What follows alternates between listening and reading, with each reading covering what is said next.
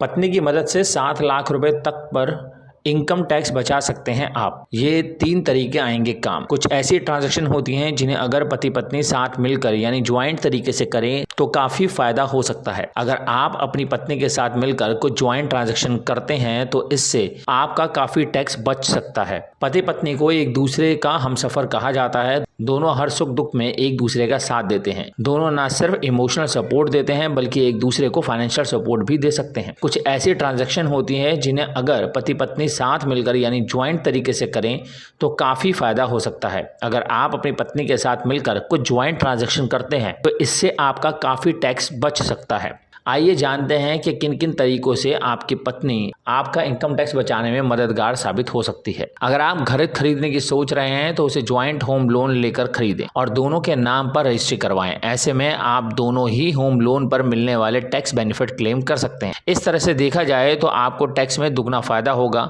Principal amount पर आप दोनों ही 1.5 लाख रुपए यानी 3 लाख रुपए 80C के तहत क्लेम कर सकते हैं। वहीं ब्याज पर दोनों को 2-2 लाख रुपए तक का टैक्स बेनिफिट सेक्शन 24 के तहत मिल सकता है। यानी देखा जाए तो आप कुल मिलाकर 7 लाख रुपए तक टैक्स का फायदा उठा सकते हैं। हालांकि यह इस बात पर निर्भर करेगा कि आपका होम लोन कितने रुपए का है। दूसरा, पत्नी को दे पैसे और शेयर बाजार में करें निवेश। अगर आप शेयर मार्केट में लॉन्ग टर्म के लिए पैसे लगाते हैं तो आपको कैपिटल गेन पर 1 लाख रुपए तक टैक्स में छूट मिलती होगी। ऐसे में अगर आपकी पत्नी की कमाई बहुत कम है और वह हाउसवाइफ हैं तो उन्हें आप कुछ पैसे दे सकते हैं और उनके नाम पर शेयर बाजार में निवेश कर सकते हैं। इस तरह उन पैसों पर जो रिटर्न मिलेगा उस पर आपकी पत्नी को 1 लाख रुपए तक के कैपिटल गेन पर टैक्स छूट मिलेगी। वहीं अगर आप पैसे खुद ही निवेश करेंगे तो आपको पहले से ही 1 लाख रुपए का कैपिटल गेन होता तो आपका कुल गेन 2 लाख रुपए हो जाता। ऐसे में आपको 1 लाख रुपए का टैक्स चुकाना पड़ता।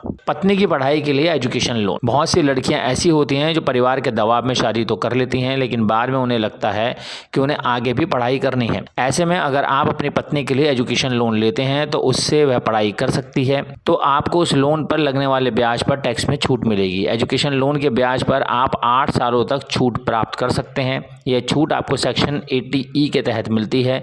हालांकि आपको लोन लेते वक्त ये ध्यान रखना होगा कि आप स्टूडेंट लोन लें और किसी ऐसे बैंक के संस्थान से लें जो सरकार द्वारा मान्यता प्राप्त हो।